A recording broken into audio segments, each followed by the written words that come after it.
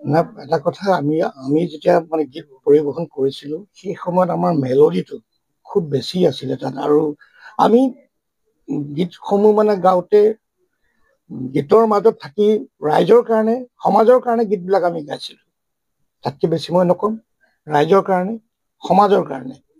যিবিলাক গীতে সমাজক উদ্বুদ্ধ কৰিব যিবিলাক গীতে জনতাক উদ্বুদ্ধ কৰিব সেই ধৰণৰ গীতবিলাক গাইছিলোঁ তাত অন্য ধৰণৰ অৰ্থ নাছিলে মানে প্ৰকৃতিৰ গান বিহুৰ সময়ত বিহুৰ যিবিলাক গান সেইবিলাক ইমান ধুনীয়া প্ৰকৃতিৰ গানেই হয় আৰু তাত বেলেগ অৰ্থ নাই প্ৰকৃতিৰ বিহু কমিটিয়ে যদি ইনকেছ কিবা কথাত তেওঁলোকৰ অসুবিধা হ'ল পইচা আমি এনেই পইচা তেনেই কম পইচাতে যাওঁ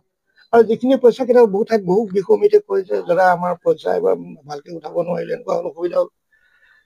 হ'ব বুলি কৈ আমি গুচি আহোঁ এনেকুৱা ধৰণৰ প্ৰায় বহুত ঠাইত পাইছোঁ দিয়ক কেইবাটাও জেগাত আৰু এটা কথা আমি ইমানো বেছি প্ৰফেশ্যনেল বা কমাৰ্চিয়েল তেতিয়া ইমান এটা নাছিলে যে সংগীতৰ লগত বা গীত লগত এনেকুৱা এটা আমাৰ মানে কি ক'ম আৰু হেৰি হ'ব মানে পইচা লৈ পেলাই ইমান বেছি এটা কিবা পৰিবৰ ঘটিব আমি মানি মাইণ্ডেড নাছিলোঁ আচলতে আমি সংগীত মাইণ্ডেড আছিলোঁ আমি মিউজিক মাইণ্ডেড আছিলোঁ আমি সংগীত ভাল পাইছিলোঁ আৰু ৰাইজক কিবা এটা কৰি দেখাবলৈ গীত শুনি ৰাইজে যদি নাচে গাই ভাল পায় বা কিবা এটা দেশপ্ৰেমমূলক গীত গালে যদি ৰাইজ যদি উদ্বুদ্ধ হয় সেইবিলাক কৰিহে আমি ভাল পাইছোঁ বহুত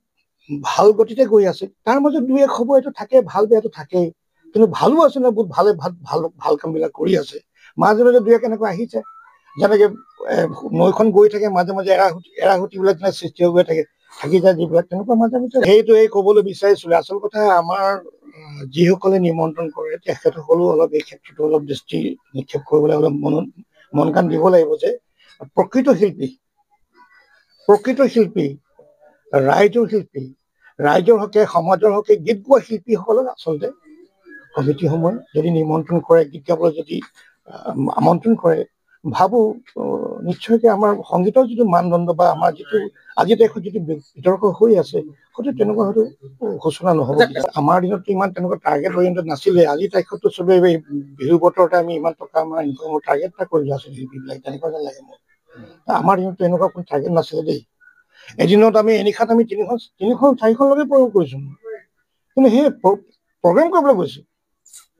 আমাৰ কাৰণে ৰাইজ ৰখি থাকে মই ৰাতিপুৱা 6টা 6:30 আহিও 4 নম্বৰ পেণ্ডেল গাইছোঁ মই কদমনিত 4 নম্বৰ পেণ্ডেল কমিটি নাচি আছে মানুহ কিছুমান ৰৈ আছে আমি আহিছোঁ আকৌ মানুহে দেখিছে চনন্দা আহি গ'লে আকৌ চিঞৰ বাখৰ কৰি আকৌ পেণ্ডেল ভৰ্তি হৈ গ'ল আগতে মানুহে আনন্দ কৰিছে তেনেকৈ আজিৰ তাৰিখতো কৰে কিন্তু আজিৰ তাৰিখত আনন্দ কৰাৰ প্ৰক্ৰিয়াটো ষ্টাইলটো অলপ বেলেগ হ'ল এইটো সময় গতিশীল বুলি ক'ব লাগিব